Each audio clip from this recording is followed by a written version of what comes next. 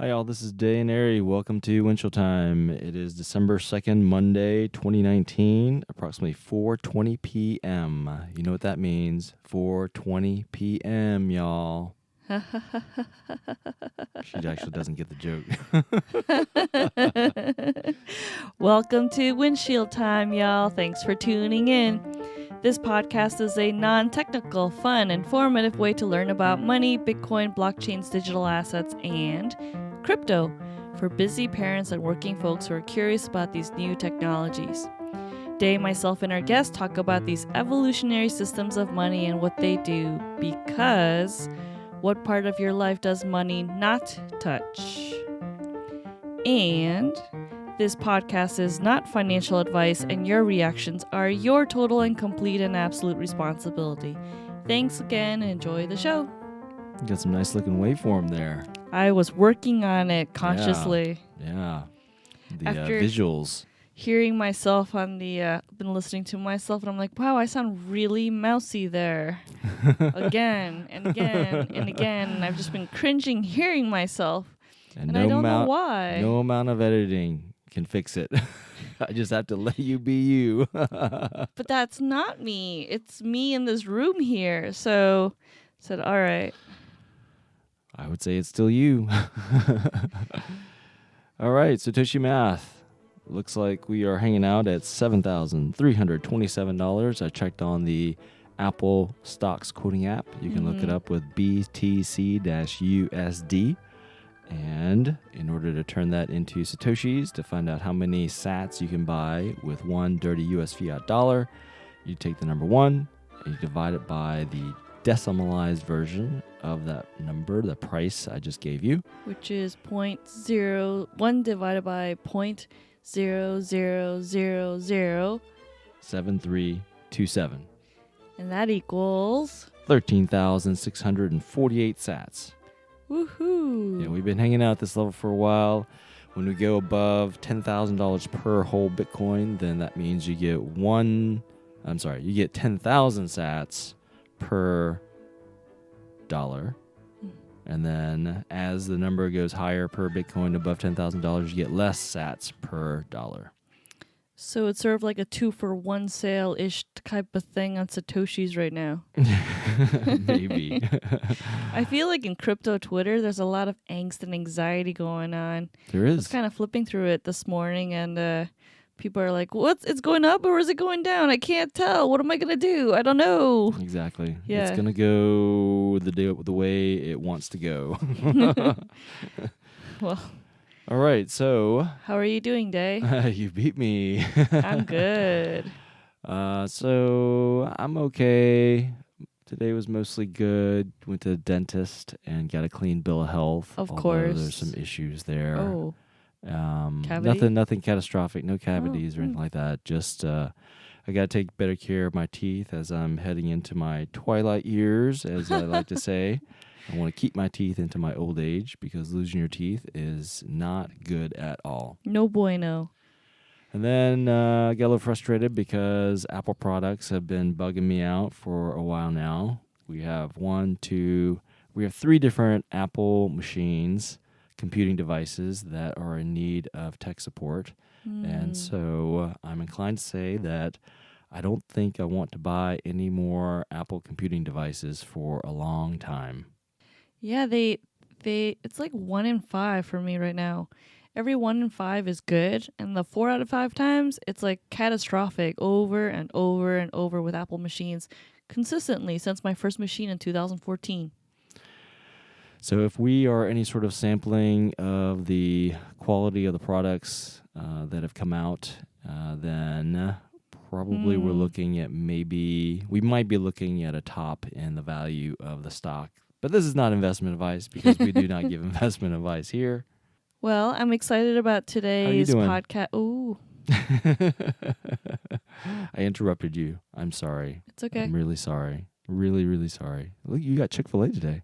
I was thinking about you as I gobbled down that sandwich. Oh, boy. And I even ordered sweet tea because I never, ever, ever do that. And I thought of you, too.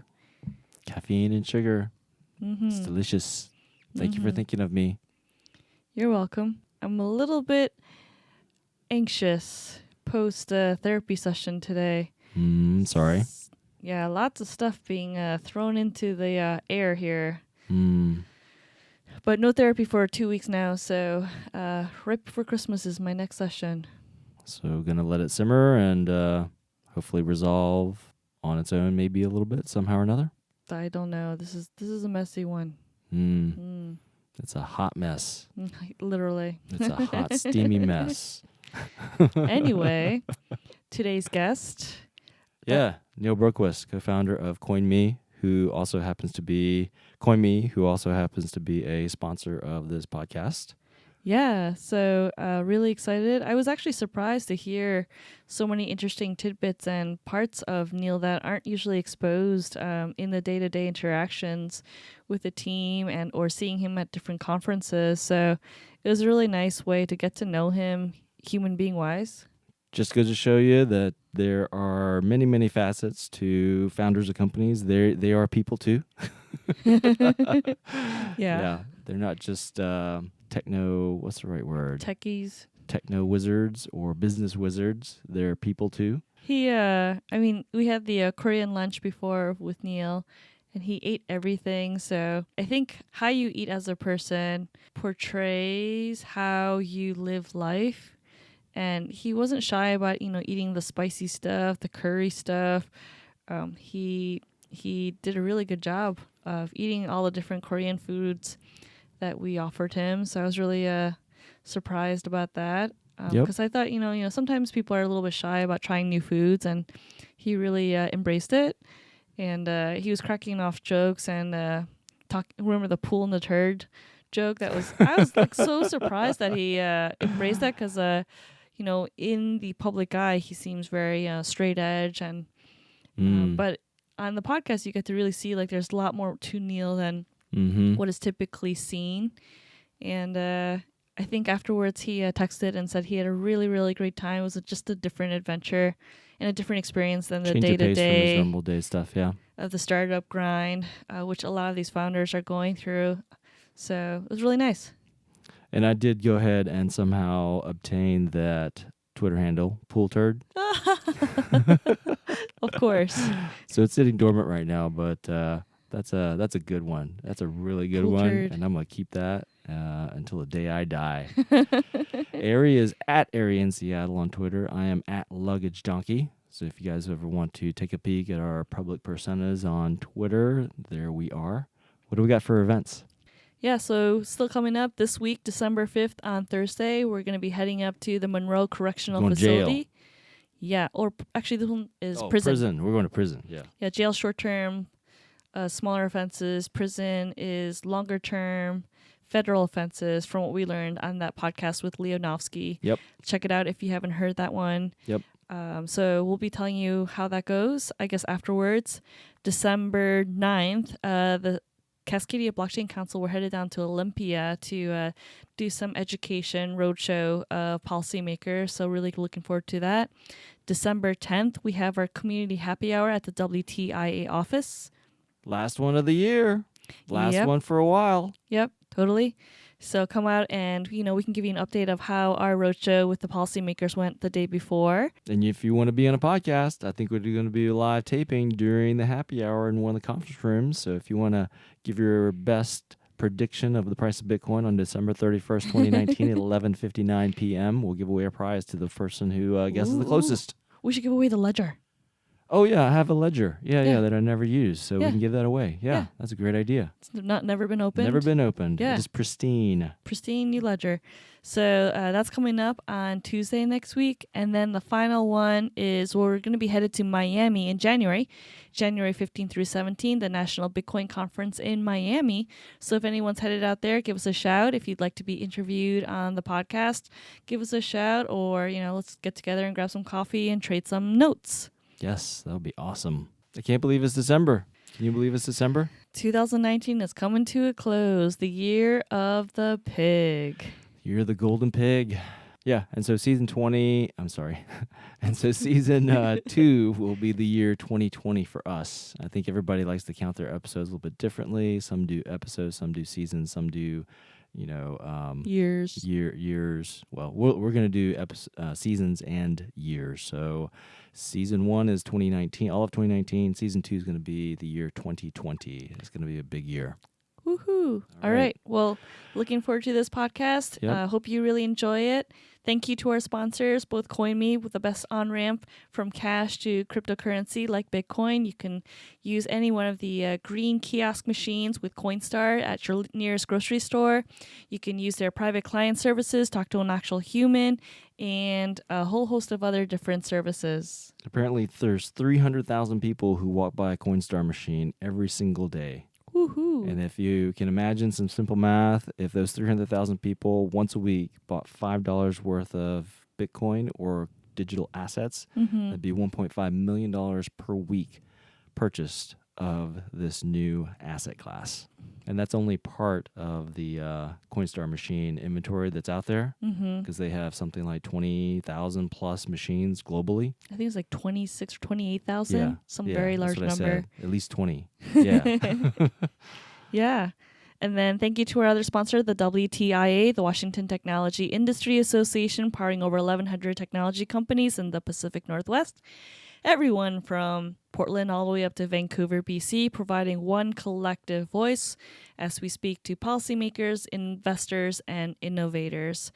Thank you to our audience. Don't forget to rate, review, subscribe, and share. And the subscriptions on our YouTube channel would be greatly appreciated. We're trying to reach 101 subscribers by the end of 2019, and I'll include a link to the brand new brand channel, YouTube brand channel, in the show notes too. Would greatly appreciate a subscribe there. Ooh, we could take the first 100 subscribers and enter them into a contest for the ledger. For the other ledger? Yeah, you too. That's a good idea, actually. Yeah. That's a good idea. I'll run a contest. You were in a contest. Awesome. All right, so 100 subscribers, first 100 before December 31st will get entered into a Do you know how to contest. Yes, I do. Do you know how to find the subscribers of a channel? Okay, because I could not find that. All right, awesome. We got 2 giveaways we can do for some awesome ledger devices. Yep, podcast on Tuesday next week. Come out to the WTI Community Happy Hour and or subscribe to our YouTube channel. The YouTube channel does not have a custom 21? URL yet. So that's why we have to get to 101 Go and find subscribers. Windshield Time podcast. Yeah, if you go to YouTube and just search Windshield Time, we're actually on the first page of hits, and you'll see our little red car, and it's awesome. All right. All right, so it's going to be a quick music transition directly into the interview with Neil Bergquist. So thanks again, y'all, and be nice to each other out there. Thank you for listening. Don't forget, again, rate, review, subscribe, and share. Together we rise.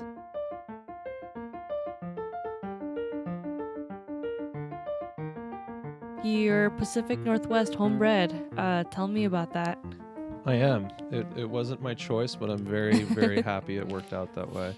I love the Pacific Northwest. I was born in Edmonds, spent some time in Mill Creek, and then moved back to Edmonds, went to Edmonds Woodway High School, and then went down to Willamette University in Salem, Oregon for college, and then got out in 2010, did a BA MBA program, and had my eyes set on New York or San Francisco or Chicago, and right then Seattle was really kind of growing into its own, becoming more of a global city, a lot of huge opportunities. What year was that again when you came out? 2010. It's Oh, pretty okay. much the second worst year to graduate with an MBA. Yeah. First worst being 2009. Yeah. But I was part of the lucky 30% of my graduating class that had a job at graduation, which for an MBA program, That's huge. horrible numbers. Yeah. But yeah, you just and that I think that's kind of going back to entrepreneurial roots. You know, in times of recession, actually more companies are formed than when the economy is doing really well, because you know it can be hard to turn down a good paying corporate job with all the benefits to go start something. But if there's not a corporate job, people are more likely to go start something. So I was joking that so you got a BA and an MBA in 5 years, and it took me 6 to get my one BS. And the explanation literally. is, Why? so I have a couple of different explanations. One is I did what's known in engineering as a co-op program. So you do a full-time job, and then you go to school full-time, and then you alternate until you have 12 calendar months of real-world, quote-unquote, real-world experience that you can use as collateral, so to speak, to interview and get a job when you really are Good. finished. And then within there, I also did a semester and I did like a semester and a half study overseas in Seoul. And so I had a chance to Party. do a student exchange program I with see. a little bit of leisureliness on the side. Uh-huh. And then I was, and then I did another extra semester just to finish all the necessary coursework. And then that's my 6.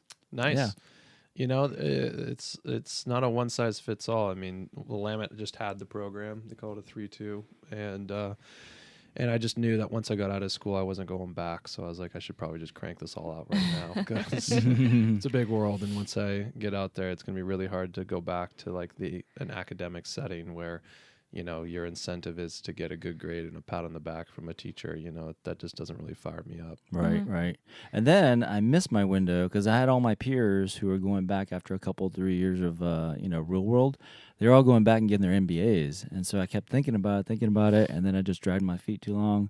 I tried my hand at a local Seattle telecom startup, and I kind of was like, treating that as sort of as my pseudo MBA-ish.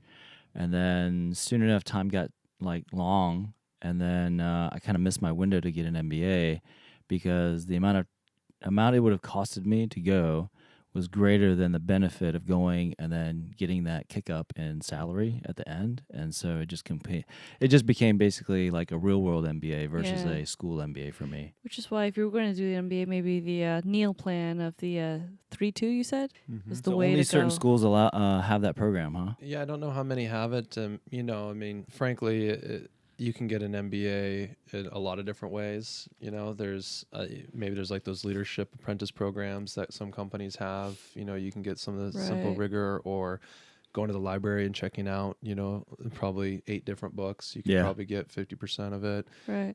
But they really try to create like experiential learning. So there's this whole PACE program, and where they pair you up with companies in the community to do specific projects. And so I like that. I always thought it'd be really fun to merge kind of an incubator accelerator with a graduate program at a university. So you basically, maybe year 1 is kind of fundamentals, because sometimes you don't know what you need to learn. And so that's kind of like, here are the kind of fundamentals. Here's the language of business and entrepreneurship. Let's understand that language. And then year 2 is you basically pitch an idea, and the company is formed, maybe after the first, let's say, quarter.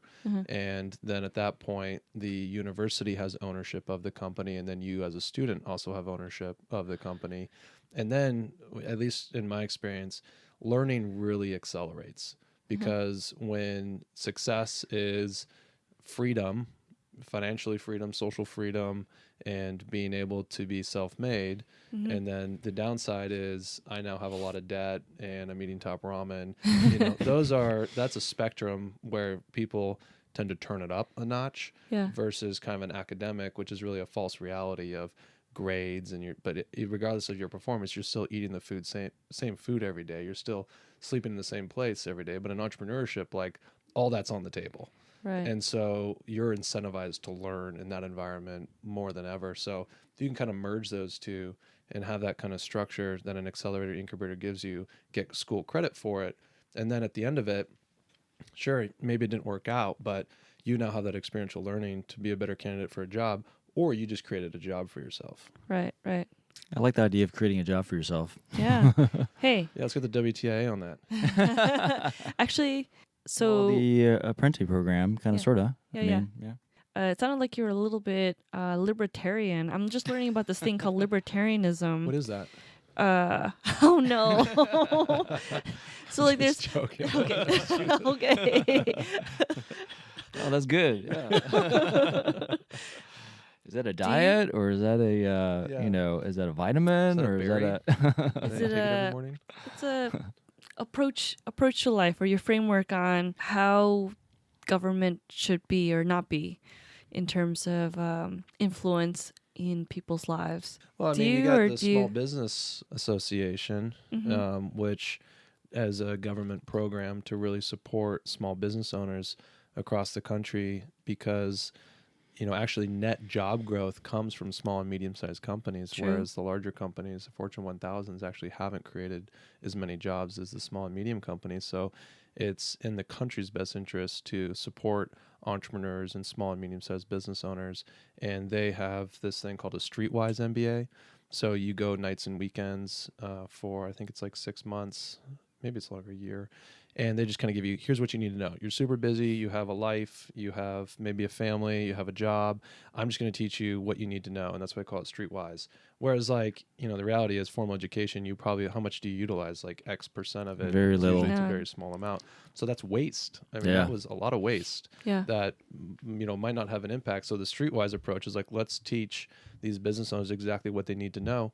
And that's a government funded program. So, maybe not all government programs are as impactful, but I'm not going to say I have a hard stance of whether the government should be involved in So then- entrepreneurship or not. So then, libertarian, yay, nay, maybe. I mean, I'm not going to put a label on myself. I think I like to pick and choose. I think there's accurate approaches from different. I think we can learn a lot from a lot of different philosophies. A la carte. Yeah. Well, so when I was growing up, I grew up in North Carolina, very, very conservative state. And so I had a good friend of mine, Arry knows, one of my, best, longest known, best friends. He asked me if I was a Democrat or a liberal. I'm sorry. He asked me if I was a Democrat or a Republican. And I said, instinctively, I was just like, I think I'm independent. And he was like, come on, Day, pick a side. What's wrong with you? Yeah, exactly. And I'm like, Red or blue? no, I don't know enough to pick. And so, as the years have gone on now, I think maybe that initial, vast ignorance maybe was where I needed to put possibly myself into more into a libertarian mindset, because it tends to be that kind of, orphan child off to the side that, has a lot of qualities about self-reliance and self-responsibility and, making choices for yourself and all that kind of stuff, which I can definitely identify with. Yeah, there's definitely things that government should have a strong involvement in. There's, in my opinion, there's some things that they shouldn't.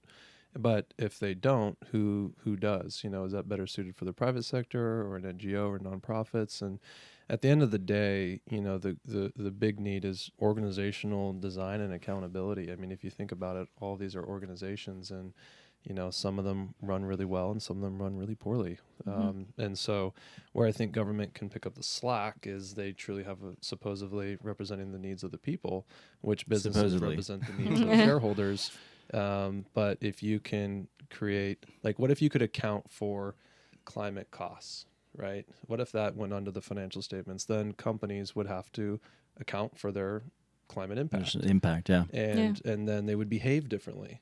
But right now, there is no accountability to the environment, so no company is going to act in the interest of the environment unless their customers demand it, and it actually has an impact on their product performance. So, I mean, I think there's certain things that do need to be accounted for, and without companies doing it, then you really need to rely on the government to step up. Right. People voting with their dollars. I would choose not to patronize you because you don't have a policy, or you have a policy I don't like, so I'm going to patronize a different coffee shop.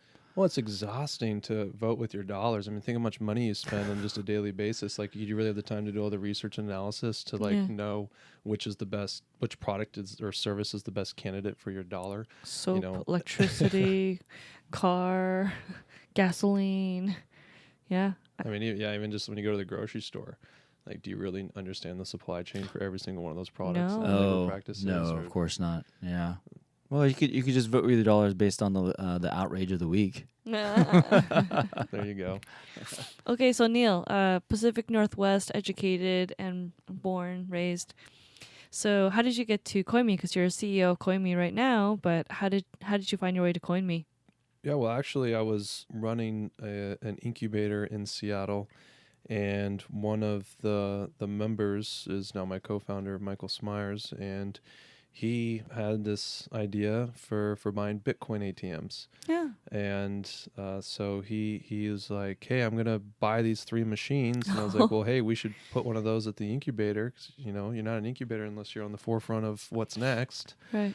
And before I know it, he needed a lot more help than just a location. And it, struck a chord with me because, at the incubator, you have the opportunity just to see a ton of amazing entrepreneurs with ideas and all these different pitch decks around, disruptive opportunities in big markets and macro trends and how they're going to be the winner.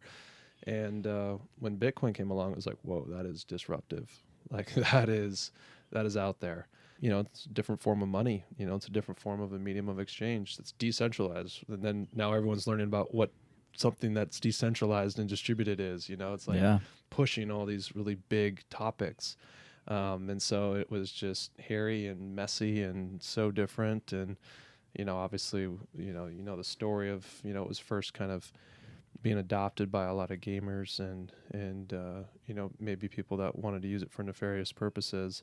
It was the wild, wild west. And so you want to deploy a Bitcoin ATM in the United States that people can use with cash? Well, Ooh. got some questions that we need to figure out here. So ended up going down to the Department of Financial Institutions with some legal counsel and presented, here's what Bitcoin is, here's what the blockchain is, and here's why you regulators need to take a good hard look at this and create a regulated environment so that companies like us can operate and protect the consumer, because this isn't going away. And if you do nothing, you'll allow a black market to exist. So let's work together and be on the forefront of innovation and provide a trusted, safe to use on-ramp and off-ramp and custody for digital assets. And so 3 months later, went through that whole process and ended up getting a license. And so launched the first licensed Bitcoin ATM in the United States. What year was that? That was in early 2014. That's early, man. So actually there was 2 more that were launched before us. And it's funny, the guy that sold us the machine, he was getting like insane press. Really? Like all the major networks, all their cameras, everything. And he told them that we were launching ours in like February. And so there was like an article that went out saying like first Bitcoin ATM in the United States coming out in Seattle. I was like, well, shoot, we don't have a license yet. Like, time out. And then one launched in Boston, another one launched in, I think, Albuquerque, New Mexico. The one in Albuquerque was eventually taken down. And then I think the Boston one might have been Liberty X. Oh. And then they ended up pivoting out of the ATM business into the virtual ATMs. And us and Liberty X are still going strong. They're 5.5 years later. Shout out to Chris over at Liberty X. We met him down at What Bitcoin Is, or Bitcoin Is conference, September 1st this past time. Yeah. What is Bitcoin? What is Bitcoin not? Bitcoin is freedom. Bitcoin is decentralized. Yeah. Bitcoin is immutable. Bitcoin is Travis Kling globally decentralized, hard clap supply. He's got this. Is it money? He's got this whole thing. It is I think money. it's money. Yeah. A new form of money. Yeah. I mean, it's hard to. Well, rather I would say like instead of saying is Bitcoin money, which I would answer yes anyway. I like the other question, which makes people really uncomfortable, is what is money? Yes. And then you start asking what is money, and then I think adults get like really uncomfortable because they've been like basically Conditioned. benevolently brainwashed their entire life into not questioning what is money. But kids, you can actually talk to them about what is money, and they'll just tell you straight out. You tell them what inflation is. Like, you can buy a notebook for your school. You're in 6th grade. You can buy a notebook right now, but in 2 years you can only buy half a notebook because of inflation. How does that make you feel? Or Or like, they that say doesn't money sound is candy in the cafeteria, because I can barter with it. Exactly. Right. Yeah. Yeah. Kids are so smart. You should have like a 7-year-old on as your next podcast guest. We did. We actually interviewed an 11-year-old and a 13-year-old Oh, awesome. on what is money, and they have allowance from their parents, and then one of the kids, they're mandated to I think it was like save or donate 20%. Save a portion of it. Yes. Yeah, Yes. of their which we thought was very ingenious. And then we told them about the inflation idea, like you can buy a notebook today, but and several years later you can only buy half a notebook. The value of your dollar is going down every year. And they're like, well, that's not great. I need to rethink about how I'm saving this stuff. Or they just say, yeah, that kind of sucks. Yeah. Yeah. But most Americans or adults actually don't realize that's what's happening. And you look at most of America today and they're like, well, for some reason I'm not making more, but I'm able to buy less and less and less. Like I'm having to, I can only afford less and less of a home, and the bank, is charging me all sorts of things, overdraft fees and et cetera, et cetera. And, these finance charges on the credit cards, they're really getting me too. Cause, I missed my payment last month and now I owe another $150. And now I'm like really going down the hole fast. And most of America, and I think Mark Yusko was the one that gave us the stat about 51% of all Americans don't own any stock, IRA, 401k of any sort. And so you go 51% Americans, that's a lot of people that are basically underbanked and underfinanced in this country. And we're a first world, one of the top leaders in the world. And so if that's the state of America, we got some real hard thinking to do. Absolutely. I mean, it's kind of like, maybe this is a bad analogy, but maybe you know the truth of this origination story, but like apparently the game of golf was created to be confusing so that only certain people could play it. And it was really kind of a classist thing. And it kind of reminds me of finance. Like finance has a ton of confusing formulas and algorithms and the way it works. And it's hard. The everyday consumer doesn't understand the value of a stock or a bond, or what a bond is, or what a treasury note, or savings or cash, or the dollars, or inflation. And some of these kind of the ABCs of finance that the majority of people don't know.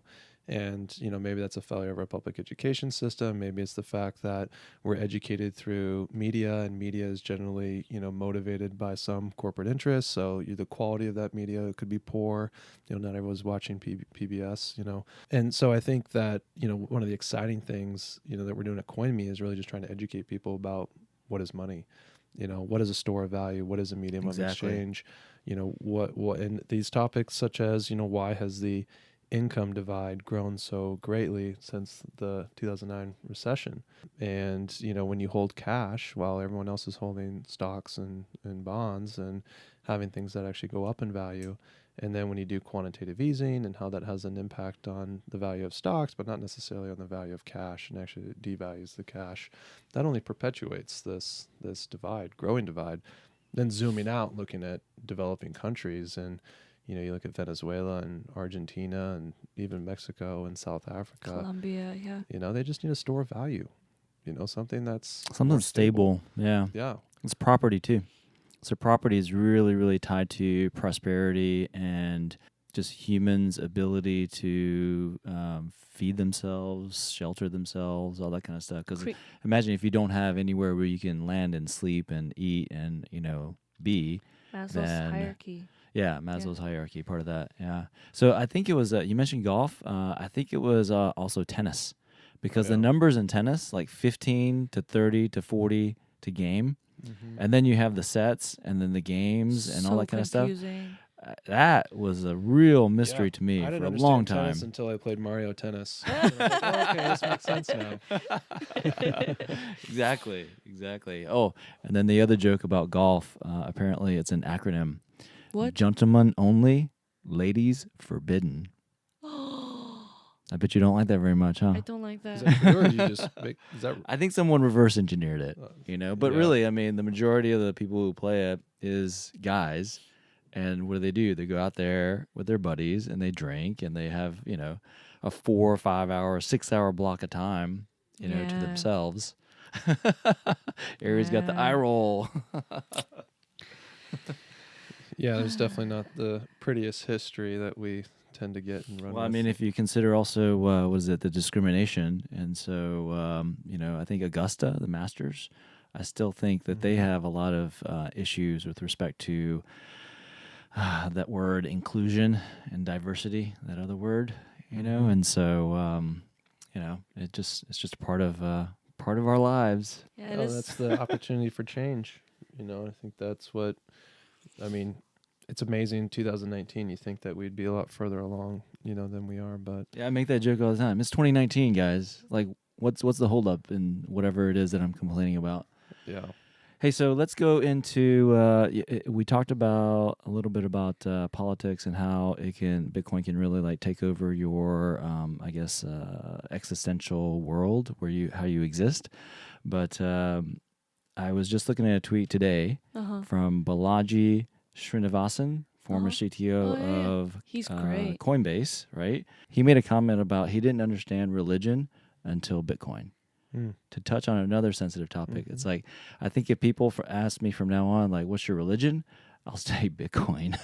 Yeah. Because it's taken over so many aspects of my thinking. Well, and I think there's a lot of deep-seated values that are behind Bitcoin and that whole movement, right? Hence the libertarian comment, right? And have you seen those T-shirts? On every U.S. coin it says "In God We Trust," or on all the money it says "In God We Trust," and there's the ones that say "In Bitcoin We Trust." Oh yeah. Some people legitimately trust Bitcoin more than they do God. And on one hand, it's kind of a pun. On the other hand, people can really take that to heart, because Bitcoin is a fixed supply and it's on the internet and it's open source visible and it's decentralized. It's like, maybe we can trust that more than this, religious definition of who God is, when, some people have been burned by that religion, which is really kind of the human construct of a God. And there's obviously a lot of different religions and perspectives. And then, so mentioning Balaji here, so you have an announcement about a new team member, also from the Coinbase world. Yes, we just hired a new chief compliance officer, Antonio Alvarez. He was the VP of compliance for Coinbase, and prior to that, he was the chief compliance officer at Yapstone, and then was a global VP of compliance for Western Union, and then had compliance leadership positions at Visa and Amex. So, oh wow, awesome! Brings a lot of experience. There's a video that was floating around on LinkedIn that was kind of trying to show the impact of having the right talent on a team. Yeah. And it was basically 3 professional soccer players dressed in red playing against like 100 elementary school kids that were all in blue. And so it was hilarious. But basically, they're playing against each other, 3 versus 100. And the pros were able to spread them out, and all the 100 kind of ran in one herd, and so they were able to play the field and really pinpoint passing, and they scored. Now. And I think with Antonio coming on, it's like he gets it. Yeah. Like, he understands that he's very comfortable with all of the ambiguity that we have to deal with. I mean, you have state regulation, you have federal regulation, you have privacy concerns and things that we need to be mindful of. We have to do an IT audit, a financial audit, an AML audit. The compliance is a big barrier. And so, that's one of the things that you absolutely have to do right. And as we scale, then you start dealing with international territories and tax and regulation and figuring out your corporate structure internationally, which then all ties into the banking and the funds flow and KYC and AML requirements. I mean, that's definitely one of those key positions. So we're very, very excited to have. I mean, it sounds like he came from not only the legacy financial world, Western Union, which is not a bank. Yeah. What? Western Union being remittances. Remittances, yeah. So he not only has experience there, which is a huge part of the whole Bitcoin ecosystem, right, but then if he also spent time at Coinbase, which is the poster child of early adoption into Bitcoin for people who choose that. Yeah. It sounds like a really good addition to your team. Yeah, and a good addition for Seattle. So we're able to get him to relocate from San Francisco. Gotta have that Pacific Northwest That's pride. Awesome. But no, I mean, it's great, and it's great to have. He's just a good example of getting talent from kind of the existing financial services world into the world of digital currency and blockchain. I mean, we're fortunate that we have, good revenues and good investor backing so that we can, get this type of, mental capacity and experience into our world. And it's amazing what can happen with that. I mean, you look at a lot of movements that have existed over time. Like, if you have a budget, I mean, you can really get a lot of interesting characters together to really further that mission faster. So it's great that digital currency has a strong business model, because frankly, without that business model, it's hard to scale. Oh yeah. Yep. So then, reading between the lines, and I'm sure like a lot of listeners might be curious, Coinme has traditionally been the ATM business until very recently, and then you did the very big partnership with Coinstar. And I remember seeing you and Jim at a recent event where you and Jim were walking in. I could really see the partnership between the two CEOs, Coinstar CEO and yourself. Maybe the vision or mission behind Coinme, I mean, just from the outsider's view, seems to be like getting bigger and bigger. And so I see the Coinstar machines with a lot of ATMs, and I think the Safeway announcement happened, and you're onboarding other types of grocery stores where Coinstars are.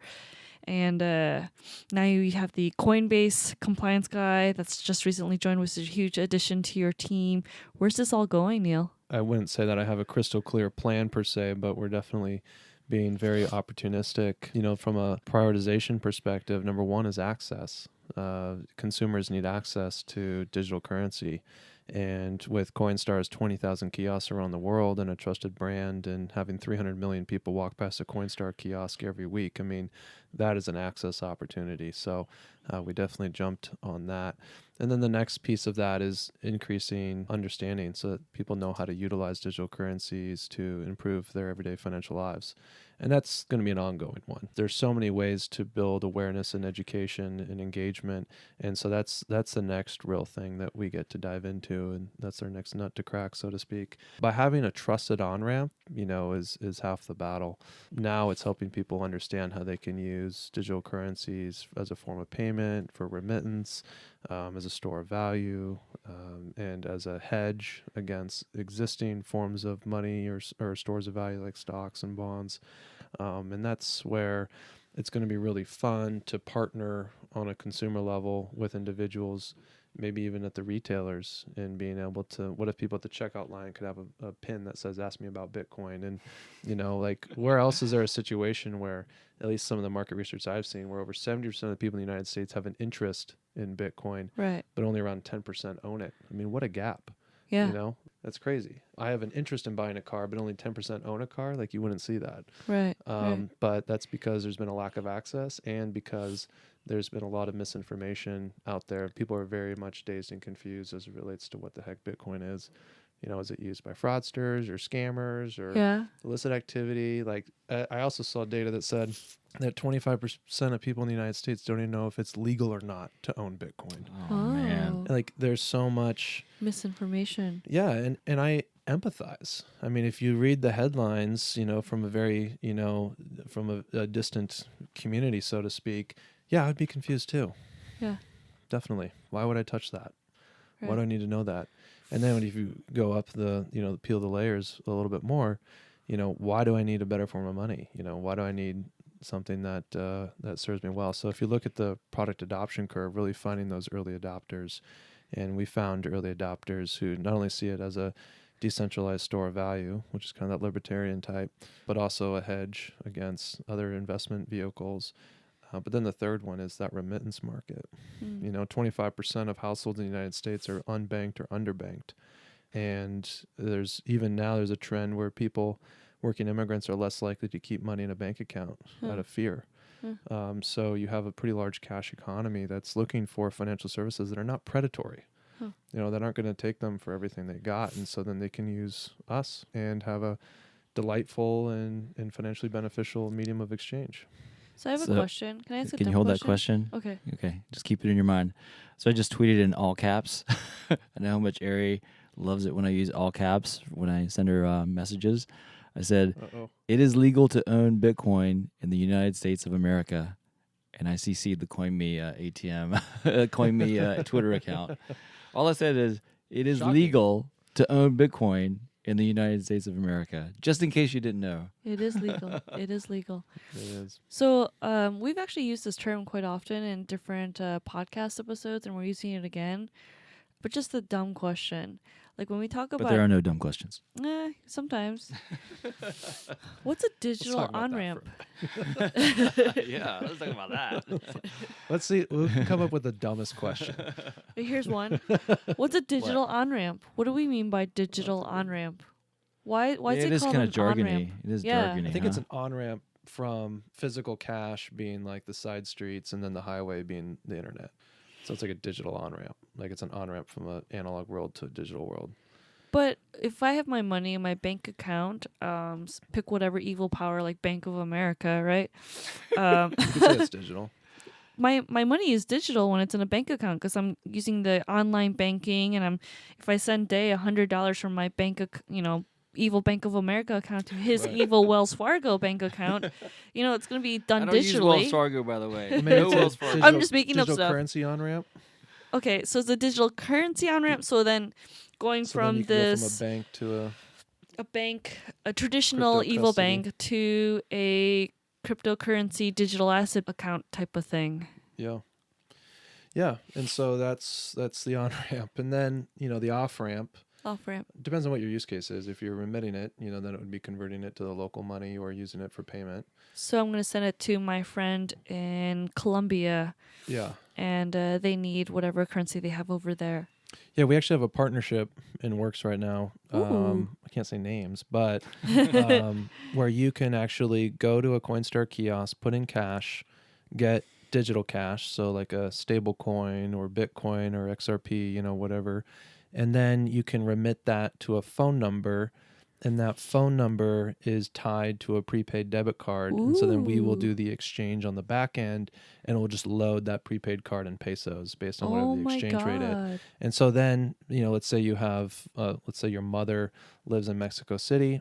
She signs up for the prepaid card. You get her phone number, which she uses to tie to the card when she creates her account. Yeah. And then in coinme.com, you just type in that number, click send, put in the amount, and then she can go to the grocery store and swipe. Oh, that'd be amazing. That's faster and cheaper than Western Union. It's faster than Western Well, there's a Union. lot that's fast. I mean, not to knock those guys, because they've been around a long time. That's and not very impressive. Well, I mean, There's but yeah, a I lot mean, of it's things like- better than that. I mean, Western Union, they charge a huge amount too. I heard they charge like 20% or something for all those each of their legacy, transactions. all the legacy financial confusing. institutions. And I assume that charge this an is arm and a not leg. going to be 20%, right? No, it'll be 19%. Yeah, it'll be 18%. No, I mean, obviously, I think that with scale, fees will become even more competitive. But even now, yeah, we're able to be competitive. So, but I do think, though, also from the consumer's perspective, the fee calculations are very confusing. Yeah. You'll see, hey, $7 to send money home, but then all the fee is in the exchange rate. Yeah. And there's no easy way to like shop that exchange rate. Right. And so you're like, oh, $7. Like, that sounds cheap. It's like, well, actually, the dollar to peso conversion rate there is pretty bad. Right. Right. Again, consumer literacy. They don't know that. Yeah. Where's the government getting their back, saying having yeah. price transparency. But no, I mean, that's a consumer awareness thing that consumers need to be aware of. And they are. I mean, there's tools now where you can shop around and it makes it easier and does all the calculations for you. So, it's coming, it's there. It's just one of those consumer literacy things that's really important. I mean, that's one of the big drivers, big pillars of the WTIA and the Blockchain Council is education. Yes, we're doing the roadshow right now. I mean, basically like 10 to 20 meetings a week.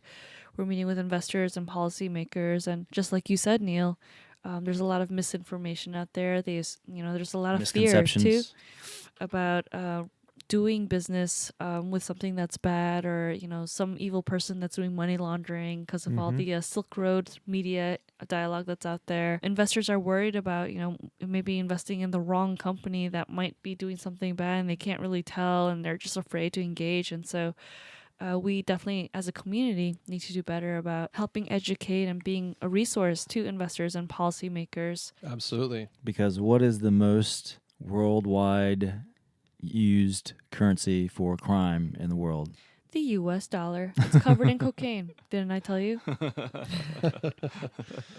It's true. It's a fact. The U.S. dollar is used for more crime in the tens, maybe hundreds of billions of dollars per year than any other currency in the world. Yeah, it makes sense. I mean, digital currency does fall victim to a little bit of this fear of the unknown, fear of new things. I mean, I remember when Teslas were having those issues of like catching on fire. I mean, yeah. I don't even know the data of whether there was more Teslas catching on fire then than at another time. It's kind of like shark attacks in Florida. It's like, well, no, there were no more shark attacks this summer. There just wasn't anything else on the news. Oh, right. But they did not catch on fire any more than petrol-powered cars. Oh, really? No, but you were led to believe like, oh, electric cars catch on fire more, and that's just the power of the media and perception. But like, just, if the media was just cold hard facts, it wouldn't be entertaining or as entertaining, but it would be more informative. Yeah, as a percentage, if you took the number of electric vehicles that caught on fire because of a mishap in the design, engineering, or operations, versus the number of vehicles that have gasoline in them that catch on fire, I think the numbers would be shocking, to most people. I don't know the numbers, but I think it just let's look it up. Let's fact check ourselves.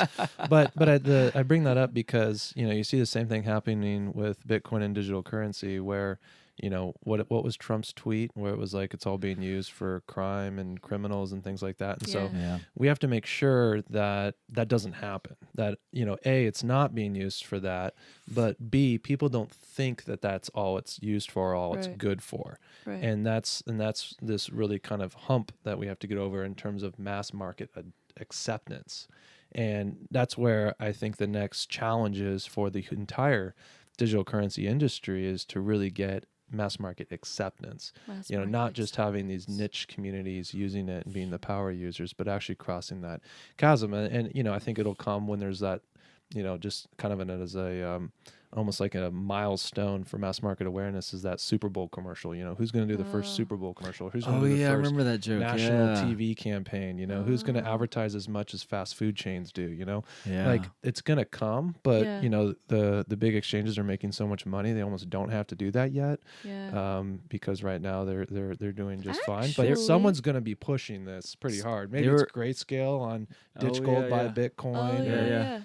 I don't know who it's They just came out with their second wave of commercials, the Drop Gold campaign. They just came out with another line of commercials. But there was actually probably a couple years ago, they were saying, hey, guys, let's crowdsource 30-second Super Bowl spot. Yeah. And literally all it would be is a black screen with 2 words, buy Bitcoin, for like 30 seconds straight, and like no music, no nothing, just a stark 30 seconds of just silence. No. There was ideas of trying to crowdsource that money. Back during the ICO craze, right? Do a Super Bowl ICO, and the more like for every, I don't know, how much is it a second or whatever? So like you could have milestones based on how long it would be for how much money is gathered, and then you could then if you put in X amount of money, you get your logo in the commercial or something. And that would be maybe the utility value. And then if somebody complained about, telling people financial advice, you just take the word buy out and you just put Bitcoin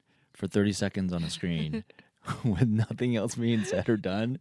I think that would stir it up big time. There you go. No, or maybe Bitcoin with everybody's logos who like sponsored the Oh yeah. That too. Yeah.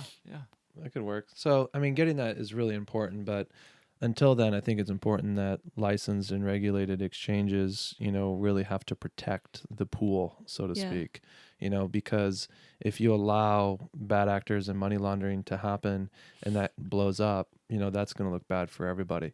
It's almost like you have a pool that everyone's swimming in, this digital currency pool or the Bitcoin pool. You got to make sure people don't pee in the pool. So you need some regulation, and if someone goes number 2, like no one's swimming anymore. Right? So we got to make sure that does not happen. Did you see, so I'm going to peg myself in the aging category here. So did you see Caddyshack by chance? Have you ever seen Caddyshack? Yeah, I've seen it. Okay, so you remember the turd in the pool? Oh no. Yeah, the Snickers bar. Yeah. So I actually went on a tweet storm about that, saying that Bitcoin's like the turd in the pool, the Snickers bar. It's like there's some crazy fools out there who go up to it and poke it and be like, what the heck is that? Right? And then they take it out of the pool and then they smell it and they're like, oh, this doesn't smell like poo. And then they start eating it. And then people in the clubhouse are looking at this guy like, oh my God, that dude just ate a pool turd. And that's basically Bitcoin. It's like, we're all eating these candy bars that we secretly found. And then to everybody else in the world, it looks like pool turds. Yeah. But to us, it tastes like Snickers. Exactly. Oh, man. If that doesn't make you want to buy Bitcoin, I don't know what will. I was obsessed about doing a tweet storm, so that was the best I could do is come up with a Caddyshack, pool turd reference. Nice. That needs to be a video.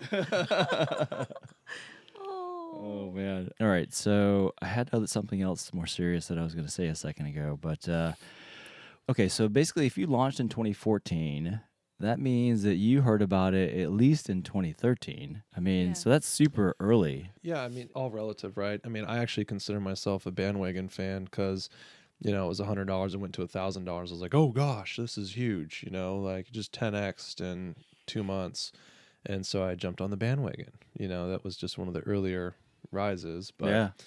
and then what really got us was the guy who sold us the machine gave us the data for the world's first Bitcoin ATM, which was in Vancouver, Canada. Oh. Fun fact. Shout out to the Canadians. And, yep. You beat us to it. And it was doing over like $1 million in its first 30 days. Wow. And they were charging Holy a cow. 10% fee. And Oh so my. Wow. they paid off the machine like in the first week. Whoa. I was like, okay, well, There might be a I business don't need there. an MBA to understand that that's a good business. And so, Michael actually then just bought 3 Bitcoin ATMs sight unseen right then and there. Wow. And so it was kind of more like, hey, so I just spent 60 grand and bought these machines and they're coming to my house. What can we do? And so it almost really pushed everything. Otherwise, what's your sense of urgency, right? When you create a company, sometimes you got to kind of artificially create some urgency to, make you do the hard things. Yeah. Well, that was definitely like, okay, we've now jumped into this pool and now we got to figure out how to swim. So It's like the captain of the ship who burns all the boats when you land into the new world. It's like, hey guys, we're not going back. Exactly. We're here to stay. And it's important, I mean, that's, you kind of, sometimes you need to play mental tricks on yourself, when you're going through the challenges of starting a company. And, that kind of analogy of burning the boats is definitely a way to fully commit, because you can't have any doubt. You can't have, anything that holds you back. You got to jump with everything you got and give it your whole heart Yeah. and your whole self. So, when you commit, that's really important. And I think so often, like when people start, just to zoom out for a second, when people start new projects or join an organization or a sports team or something, like you got to make sure you're fully committed. If it's an achievement-based type activity. Otherwise, if you're just doing it for fun, sure, yeah, you just recognize then, you're just doing it for fun. But Right. if you want to do something, you got to fully be all Yeah, in. yeah. You got something? Yeah. Can I ask a potentially hard question? Sure. Arry. So, I'm stuffed up. So we recently met with a couple of local Bitcoin maximalists that are in the area, and there's quite a few of them actually. And they were commenting. They're everywhere. They're everywhere. Yes, they are. So they were commenting on Coinme being, one of their hometown favorites, being very focused on Bitcoin. And then the Ripple announcement came out with the Xpring fund. Mm-hmm. Does that change your position, or like, are you, how would you make them feel comfortable with what's going on with the investment? We side with the customer. Mm-hmm. So I'm not going to say this is the best coin Uh-huh. and shove it down our customers' throats. I'm going to think about what are the use cases, what are customers asking for, and give them that. If we're a grocery store and people are saying, hey, we want almond milk, and enough customers are asking us for almond milk, I'm going to start carrying almond milk. Mm-hmm. And when we launched the Coinstar partnership, the number one most requested coin was XRP. Really? If you look across Twitter and Facebook and all the social sentiment, it was like 10 to 1. And so if we can offer a coin that is not only in demand, but then also one that is faster and cheaper to send, and if one of our primary use cases is payments and remittance, then why wouldn't we? You're still going to have Bitcoin as a core product. So it doesn't take away from that. You're just appealing to a new community. We're a platform that a lot of communities can benefit from. And the reality is when we have multiple coins with multiple use cases that multiple communities are benefiting from, we're able to accelerate our deployment of infrastructure. We're able to get economies of scale faster. We're able to then reduce fees, increase security, increase consumer the user experience, and do a lot more, which then turns around and actually benefits the Bitcoin community. So, it is really an all tides rise, and it really is all about building that infrastructure for a digital currency economy, and having other coins is part of that. If you were to select a third coin that might be available via the Coinme platform, is there going to be a similar exercise where, it's community driven, or I think if you go to coinmarketcap.com and look Uh-huh. at the top 10 cryptos, I don't think you should be surprised if you see any of those on there. Not that we give financial advice. We're not pitching them. We're just making them accessible.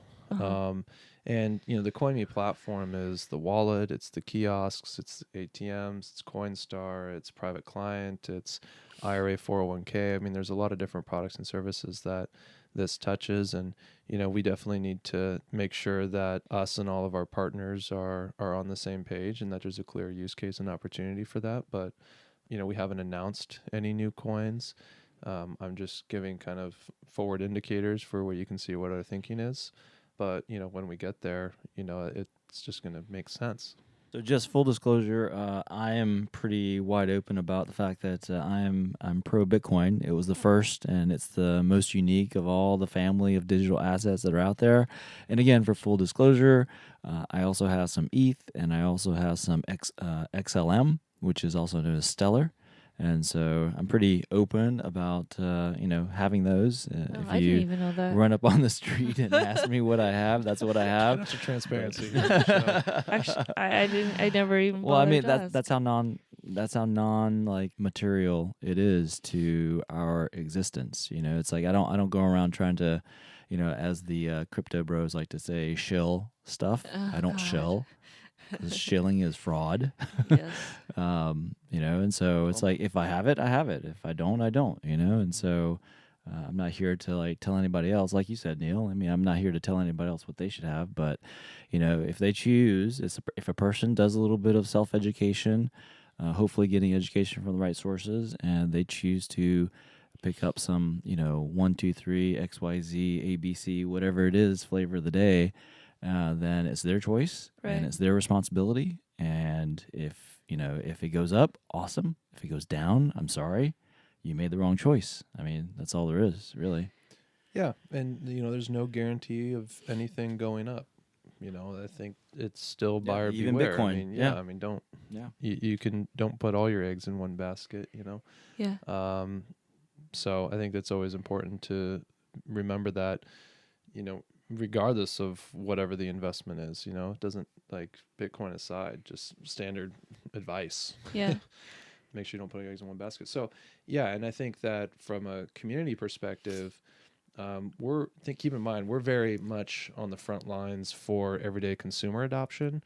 And so, yes, there's definitely people that are like, I want Bitcoin. Where's the easiest way to buy it? Okay, great. I'm going to go to a kiosk. There's also people that are saying, I don't care what it is you're schlepping. I just want to send money home faster and cheaper. And so right. then it's more of like, okay, how do we create a user experience by leveraging digital currency in order to enable that? And so maybe it's Bitcoin, maybe it's not. And that's how you go kind of more mainstream, because you have people that just want a better medium of exchange. Yeah, I mean, to that point, yeah. So the joke or the meme that went around is like internet schminternet. I don't care what you're calling us, trying to label us. We're Amazon.com. This is like mid 90s.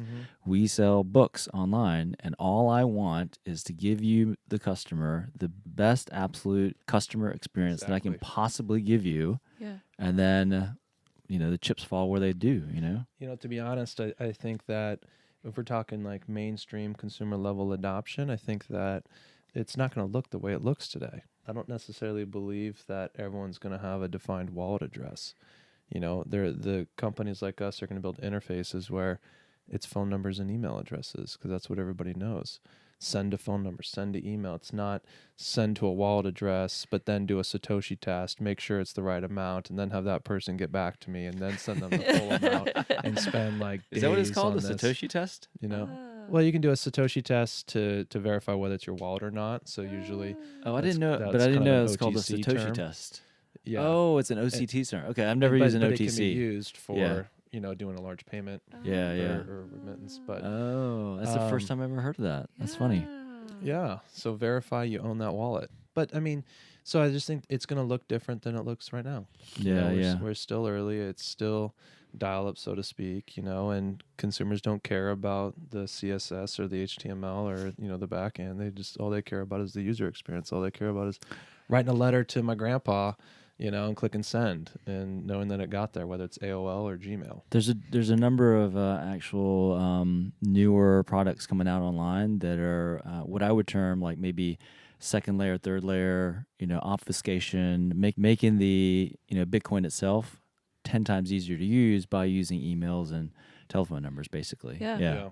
So then on that note, another thing that I've noticed, getting to know the Coinme office and team and the suite of products that you offer, is that you actually have a whole giant team of customer service reps working there like day in, day out. And you have like the chat box there, and then you have email and you have phone numbers and you have like private client services. So like I'm seeing these guys like getting texts from their customers. And so you're taking a totally different approach to customer service than is typically done in this crypto digital asset world. Because I know like there are other I will not name them, digital asset exchange companies that are really, really hard to work with in terms of customer support. Why are you doing it your way? Because I know operationally that's very expensive. Mm-hmm. Yeah, I mean, I think it's Bitcoin for the rest of us. There's certain people that will go to a website and, be able to figure everything out and, wire money and take a position. There's other people that still want to talk to somebody. Yeah. And so we've invested heavily in a customer success team, and we give you a phone number you can call, even Which is crazy. just on the homepage. So you could say that that's operationally inefficient, but you can also say it's a customer touch point that gets us a customer for life, and that's the opportunity with it. And so you kind of look at us as a business. We provide a familiar transaction experience. And so that appeals to a different part of the market than a pure digital one. And a familiar one is at an ATM, right? It's something you trust. It's that physical representation of this magic internet money. So you create trust in a market where there's not much of it. And then you can call somebody. Well, you can imagine how uneasy people feel when they, for example, send Bitcoin and they don't see it at the receiving address for 15 minutes. Yeah. Where is it? And or I purchased and I don't see my balance, or I forgot my password, or I think that my kid got in my account, and teaching them what a block explorer is to track the movement and, just simple things like that. I mean, it's money. And so being able to give them a trusted partner in that experience, and then especially for those, and the majority of our customers are first-time digital currency purchasers, giving them some hand-holding out of the gates is important. And then they become very much self-service. They understand it. They figure it out. It's mostly a customer education department. Customer education department. Oh, I love that. And so we actually think of it almost more as a marketing expense than as just an operational expense. I was just going to say, so Zappos. So they were purchased by Amazon.com, Tony Hsieh. Tony Hsieh, yeah. They bought him for $1 billion. And he does a wonderful job. And basically all of the non-scalable customer service that he was doing for Zappos to provide amazing, stellar, amazing customer service. Yeah. He said that exact same thing. He's like, yeah, it's like, some companies might classify the cost and expense in, a different category, but we truly view it as a marketing expense because when we give a great customer experience to someone, they go out and tell their friends, and then they keep telling their friends. And so it is a positive feedback loop that we're creating with that touch point of, great customer experience, the first thing. Totally. And happy customer service reps, deliver happy experiences. And so we sent our customer service manager to one of those Zappos boot camps. Awesome. So awesome. he's actively pulling back, some of those kind of cultural philosophies into the team. So, I mean, it's we still have tons of opportunity. There's a lot more fun things we can do, different mediums of communication, texting, intercom, chat. Yeah, it's amazing. We're offering bilingual support as well. Oh, so yeah. you can call us in Spanish. So You think about, there's definitely parts of the community just within the United States that has been left behind because you kind of have this Silicon Valley view of the world that everything's digital and we're just going to appeal to digital customers. Well, let's not leave people behind and let's go after maybe those what they deem as maybe less attractive markets, but we deem as core, and make sure that we can identify and be able to communicate as such so that we can be that trusted on-ramp for the rest of America. Cool. I really appreciate that. Yeah, I really think that's a really great differentiator for Coinme and this digital asset, digital exchange world that we're a big part of in the swimming pool. Yeah. I mean, I'm still teaching my parents how to do mobile banking, Not everyone's 100% digital yet. Right. But if you think of it from a customer acquisition strategy for us, we help consumers get in not only to digital money, but to digital currency. And then they become a Coinme customer. So as we start deploying more digital features, they're quicker to adopt those because they're already in the Coinme ecosystem.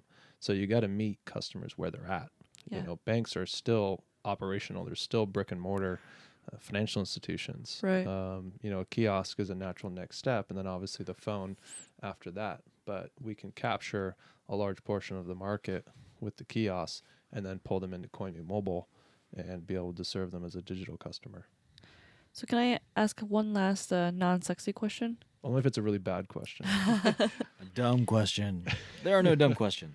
Yeah, so at least, in the small community that we're a part of right now with Bitcoin and blockchain community, the crypto asset, digital asset world, the idea of regulatory clarity is one that's being asked for and talked about quite often, and especially with Facebook and their hearings that have been publicly streamed recently.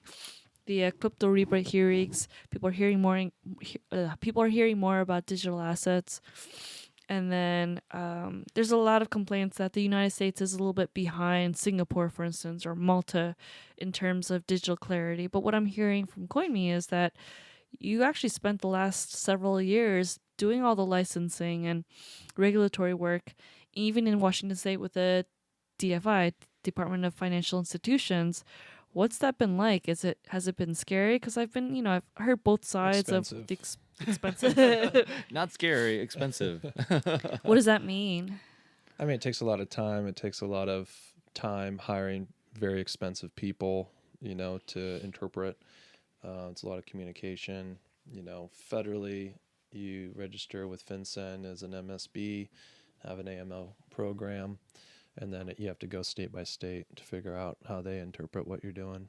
And every state has their own powers that they can enact to determine whether you can operate there or not. Some states get it, some states don't. And that's kind of unfortunate. For example, there's a state, I won't say which one, doesn't consider Bitcoin a permissible investment. Oh. So what that means is if you're going to have a Bitcoin liability, meaning that you provided custody of Bitcoin, then you need to have it backed by a true permissible investment, being dollars. Oh. And so if we operate in this state and we hold, let's say, $1 million of Bitcoin on behalf of our customers, that means we have to have $1 million of cash sitting in a FDIC insured bank account backing up that Bitcoin. Oh, wow. And so even though we hold that $1 million of Bitcoin, since it's not considered a permissible investment, wow, it shows up as a zero asset. Oh. And so we have to then bring in $1 million of cash in order to hold Bitcoin for people in that state. Wow. So that sounds like compliance to banking laws, legacy banking laws, not No, like quite the opposite, because if we were a bank and you deposited dollars, I could then take those dollars and lend them out. Oh, that's right, that whole thing. I Yeah. would have even less assets on my balance sheet if we were a bank in that state. Whereas if it's Bitcoin, I not only need to hold 100% of the Bitcoin, I also need to hold 100% of dollars in addition to the Bitcoin. So then it's worse than the legacy banking laws 2 to 1. because they're trying to pick on Bitcoin and its sister currencies specifically somehow. Yeah, you could argue that it was intentional, but I think it's more just a fact that they don't get it yet. I don't think that it's intentional per se. I think that it's really just the fact that they haven't updated their old 1980s they money need some transfer updating.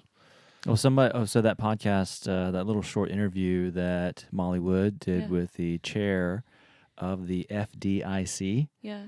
So she was saying, the biggest challenge we have right now is that we have 19th century laws and regulations with 20th century people operating in a 21st century technology environment. Yeah, it's true. I mean, the SEC, what is it, 1933 Yeah. was Somewhere around then, yeah. the landmark laws that still determine what's the securities or not. Yeah. Right. Things have changed. A lot of those examples that they used then, a lot of them do still hold true today. But, with technology and the internet, and then this concept of decentralization, and then decentralized money, and then being an exchange of that decentralized money, whoa, I mean, that's a lot to catch up on. And, I think that one of the pros and cons of our legislative system is that it's adaptable and it can evolve, but the con is that it's very slow. And so it just takes time. Yeah. And from an entrepreneur's perspective, that's risky because I don't have a lot of time. I'm burning cash every month, and I'm personally liable for all of these transactions. So Right. I hope I interpreted these laws correctly, even though the law may or may not exist yet. And so that's the risk you take. And, I feel comfortable with our position, 100 times more now than I did 5 years ago, just because I have clarity. And there's a lot of large industry players that have, can afford to have an office in Washington, D.C. and lobby and communicate and advocate. And fortunately, there's organizations like the Coin Center that does a lot of that kind of thankless work to ensure that legislators are aware. Wyoming's going to come out in front as a state that's really pro-blockchain, and we're looking at that. There's obviously countries like Malta that are going all in on it. Japan, 2014, was the first country to have federal guidance for digital currencies, so True. a lot of big money's gotten into it over there. Japan. Really? Yeah. Japan? I didn't know that. Oh yeah, I had no Japan's Central and South America. They're looking at it. A lot of the central banks and governments are looking at it, and they're calling the lawyers in Tokyo that work with the FSA on licensing requirements because they're saying, "Hey, you guys figured out how to do this from a federal perspective. How do you do it?" Yeah. And then Japan obviously has had a lot of hacks too, so they've evolved and updated it, and it's pretty progressive. They now have eKYC procedures. I mean, to be fair, it was pretty archaic initially. I mean, one of the requirements was physical KYC. So when you created an account, they'd mail a postcard to your house, and then you had to type in the code on that postcard, which is why Bitcoin ATMs didn't exist. I mean, they did exist. It was just a horrible customer experience because you go to the machine, create an account, and then say, "Okay, come back in 3 to 5 days with your postcard." And I was like, "What?" But I want to buy drugs right now. I can't wait 3 days. So, and it's because you have a lot of tourists, you have a lot of Chinese, they want to make sure you're actually living in that country and that you have a physical mailing address. But they did come out recently with eKYC, which is what we do here in the United States, electronic document verification, face to ID matching. And so they're getting there. But yeah, no, kudos to them. I think, I don't know if we will see anything federally from the United States other than just making sure that you're not laundering money and abiding by those standards. And that's, probably good enough. But if you take a cue from the big banks, I mean, you just launder the money and then the fines you just pass on to your customers anyway. That's what they do. That's what they do. There have been examples of that. That is for sure. There's some. I mean, there's if you definitely want billions of dollars in fines. Where's that money coming from? I know it's coming from their customers. What was it? The UBS example of where their compliance department would purposefully put in different names even so it wouldn't match people on the sanctions list, and then they got caught and agreed to pay a fine, but then they didn't disclose exactly what happened until 6 months later, but they had already agreed on the fine amount, so then that they weren't able to get charged with anything more, and they admitted complete fault. I mean, it happens. Money laundering is so global, so ubiquitous among the existing financial institutions. I mean, so apparently any financial services company or the financial services industry is the most regulated in the world. And so it's amazing that maybe money laundering should actually be called the oldest profession in the world. You know what I mean? Yeah. There's a lot of people that do it. And that's why we have to be very, very stringent to ensure that it doesn't happen. So that's kind of one of those peeing in the pool examples. If someone does that and uses Bitcoin and uses a large exchange to be successful, then yikes, we can't let that happen. Because then for all the honest consumers that are looking for a better store of value or a better form of money or medium of exchange, it ruins the party. Right. Because everyone hurts. UBS passed those fines on to all their customers, not just their illicit ones. And so, it's something you got to be proactive about. I was talking with a guy that works at the Bangor submarine base over on the peninsula, and his job was to be in charge of all the torpedoes that get loaded into the submarines. Wow. And obviously, if you're handling a torpedo, like, you are dialed in on the temperature, the environment, who's touching it, who's around it, where's it's going, where's it's been, how's it being tracked, what's the perimeter security, like, everything. And that's honestly how we think about money. Our compliance team is thinking about, okay, where'd this money come from? Who did it come from? When did it come from? How much was it? What was the context? Who is that person? Where'd they get their money to get this money? And then where is it going? Where is it sitting? Where is it stored? And because money can be used as ammo. And that's why FinCEN is very much concerned about money laundering, because you could be providing the ammo for the next 9/11. And you don't want your hands on that. Right. And the reality is there are people trying to move ammo around through companies in the United States. And some companies honestly miss it. Some companies are just don't invest in compliance enough. And so that it's kind of like they are guilty by just ignorance, not being competent. Yeah. But we try to be A+. We want to make sure that we're tracking everything and are on top of everything as an organization. Cool. It's been really interesting, Neil. Thank you for sharing all the insights. Yeah, I really appreciate you coming in. This is awesome. Yeah, this is fun. Kudos to you two. Glad you're doing this. Thanks, man.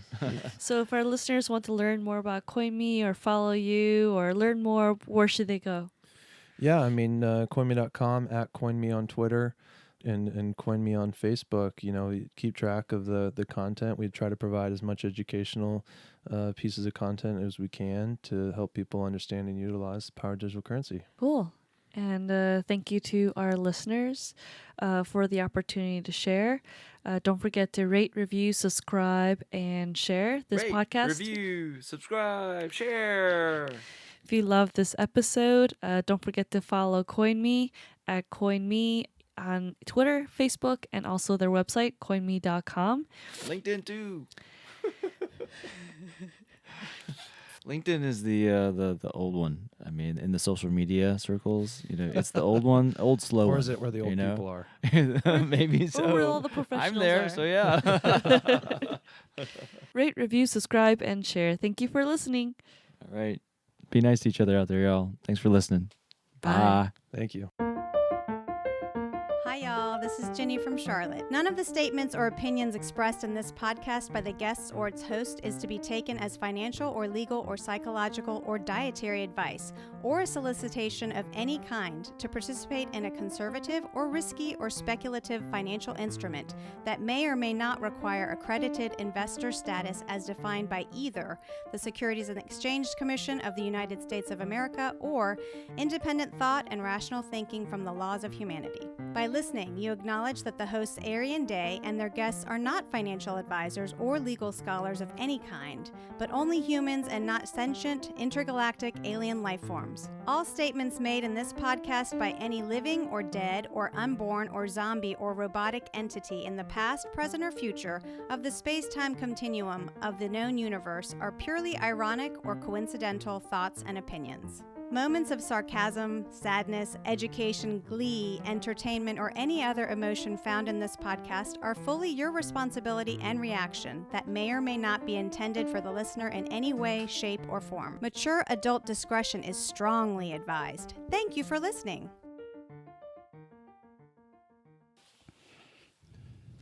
I was listening to singing Albuquerque.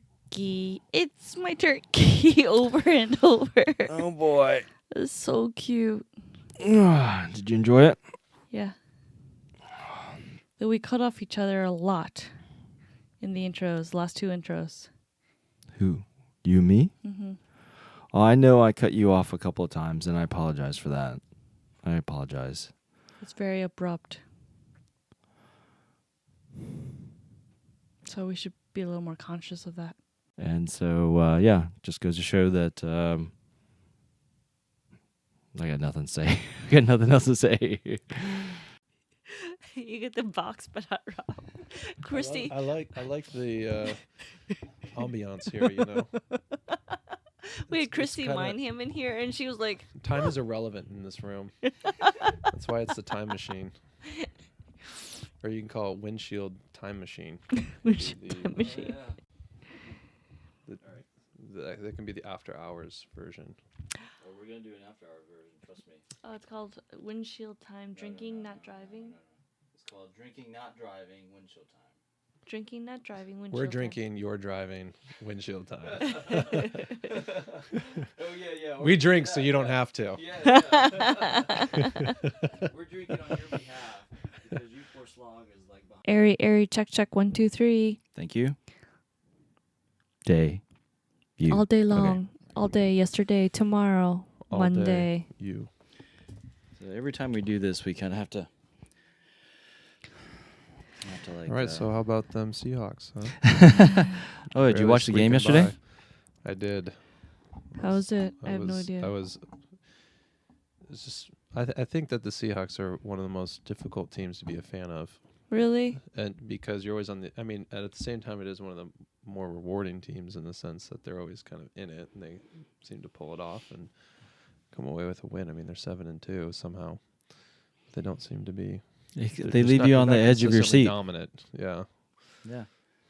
It's the high-ish drama that It's like a startup, you know. They can sell. It's on the edge of your seat. You may or Edge may of not your make street. it. You know, you never know until the 2-minute drill in the fourth quarter.